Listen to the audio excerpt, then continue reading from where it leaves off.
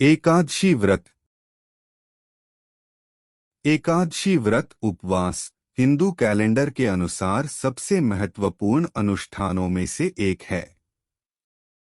शब्द एकादशी की जड़ें संस्कृत भाषा में हैं, जिसका अर्थ है 11, और यह शब्द हिंदू चंद्र कैलेंडर में हर पखवाड़े के 11वें दिन से मेल खाता है। हर महीने 2 एकादशी तिथियां मनाई जाती हैं, प्रत्येक शुक्ल पक्ष और कृष्ण पक्ष में।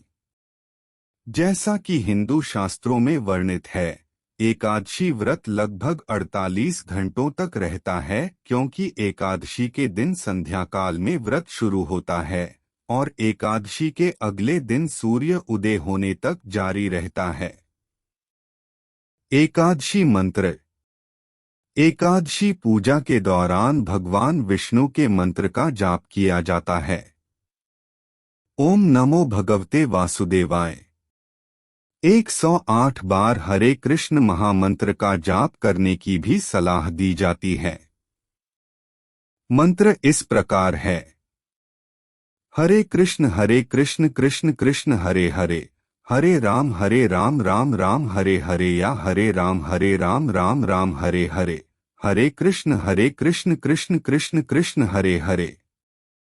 भक्तों को अपनी सुबह और शाम की प्रार्थना करते हुए एकादशी माता की आरती भी गानी चाहिए।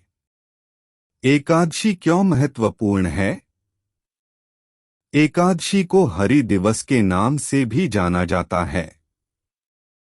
एकादशी व्रत का महत्व स्कंद पुराण और पद्म पुराण के पवित्र ग्रंथों में मिलता है।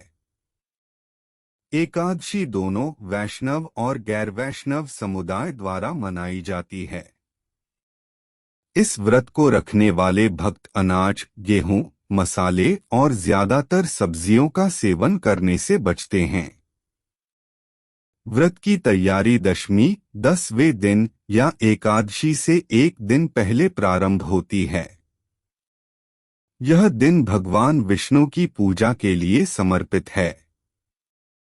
प्रार्थना और मंत्रों का जाप किया जाता है और चौतरफा समृद्धि के लिए उनका आशीर्वाद प्राप्त करने के लिए भगवान विष्णु की स्तुति में पूजा की जाती है।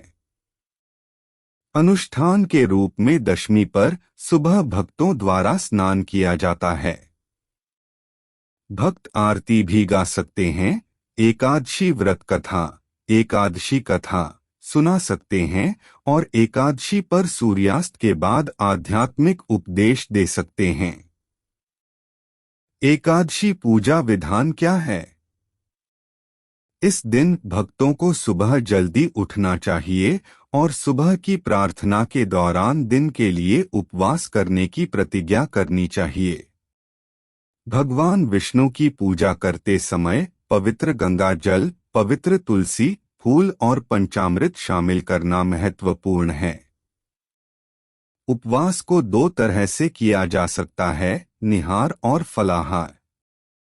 जो लोग इस दिन उपवास करते हैं, वे भगवान विष्णु की शाम की प्रार्थना के बाद भोजन का सेवन कर सकते हैं।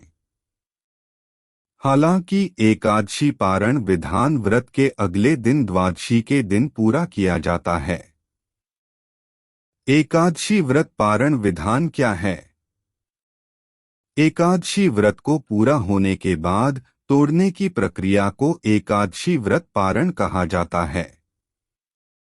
यह सूर्योदय के बाद एकादशी के अगले दिन यानी द्वादशी को किया जाता है। यह अत्यंत महत्वपूर्ण है कि एकादशी का पारण केवल द्वादशी तिथि को किया जाए और विशेष रूप से दिन की पहली तिमाही में, जिसे हरिवासर भी कहा जाता है। ऐसा माना जाता है कि द्वादशी तिथि पर ब्राह्मण को भोजन परोसना या गरीबों की मदद करना चाहिए। एकादशी भोजन में क्या खाने की अनुमति है? यदि आप एकादशी का व्रत रखते हैं, तो यहाँ कुछ बातें बताई गई हैं जिन्हें आपको ध्यान में रखना चाहिए। आप पूरे दिन में केवल एक भोजन का सेवन कर सकते हैं। खाने में नमक से परहेज करें।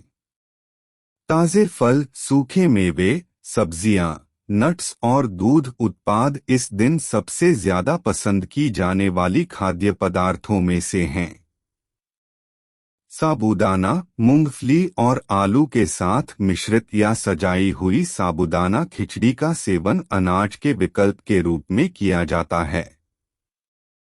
आप किसी भी तरह का कोई अनाज नहीं खा सकते, यहाँ तक कि दाल और शहद का सेवन भी दशमी के दिन टाला जाता है। इस दिन चावल का सेवन विशेष रूप से निषिद्ध है। शराब और मांसाहारी भोजन के सेवन से पूरी तरह से बचा जाना चाहिए। एकादशी पूर्ण उपवास मनाया जाना चाहिए। कुछ भक्त ऐसे होते हैं जो पानी का सेवन भी नहीं करते हैं। इस व्रत को निर्जला एकादशी के नाम से जाना जाता है। द्वादशी 12वें दिन, एकादशी के बाद वाले दिन दशमी की दिनचर्या का पालन करना चाहिए। सुबह जल्दी उठकर स्नान करें और दिया, मिट्टी का दीपक जलाकर भगवान विष्णु की प्रार्थना करें। दशमी के दिन तैयार किए गए भोजन को खाकर व्रत तोड़ा जा सकता है।